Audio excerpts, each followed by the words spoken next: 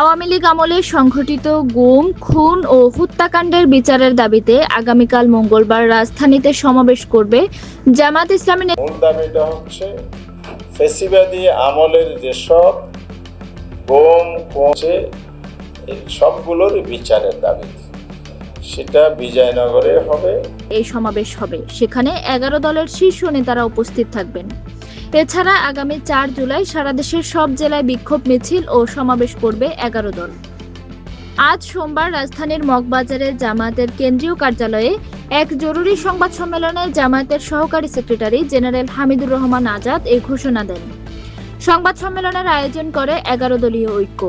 এর আগে সকাল 10টায় জামায়াতের কেন্দ্রীয় কার্যালয়ে 11 দলীয় ঐক্যের লিয়াজো কমিটির বৈঠক হয়।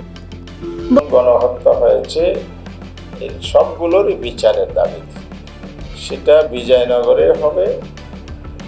আর বিকাল রাজধানীর সমাবেশ থেকে হামলা, খুনের বিচার দাবি জানাবে 11 দল।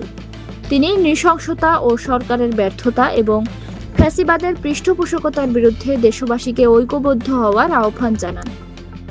হামিদুর রহমান আজাদ আরও বলেন, 4 জুলাই জেলার কর্মসূচিতেও গুম, খুনের বিচার দাবি থাকবে। পাশাপাশি দ্রব্যের মূল্য বৃদ্ধি, আইনশৃঙ্খলা পরিস্থিতি নিয়েও দাবি ও প্রতিবাদ থাকবে।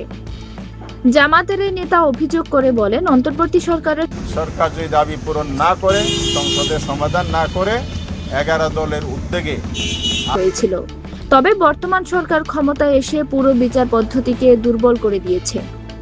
প্রতিষ্ঠা বার্ষিকী উপলক্ষে কার্যক্রম নিষিদ্ধ আওয়ামী লীগের কর্মসূচি নিয়ে সাংবাদিকদের প্রশ্নের জবাবে হামিদুর রহমান আজাদ বলেন, কোনো দলের বিরুদ্ধে 11 দলের কর্মসূচি নেই। যদি কেউ ঘোষণা দিয়ে কর্মকাণ্ড চালায়, সেটি দেখার দায়িত্ব সরকারের। সরকার যেন এ ধরনের অপতৎপরতা বন্ধ করে। সংবাদ সম্মেলনে উপস্থিত ছিলেন জাতীয় নাগরিক পার্টির মুখ্য সমন্বয়ক নাসির উদ্দিন পাটোয়ারি।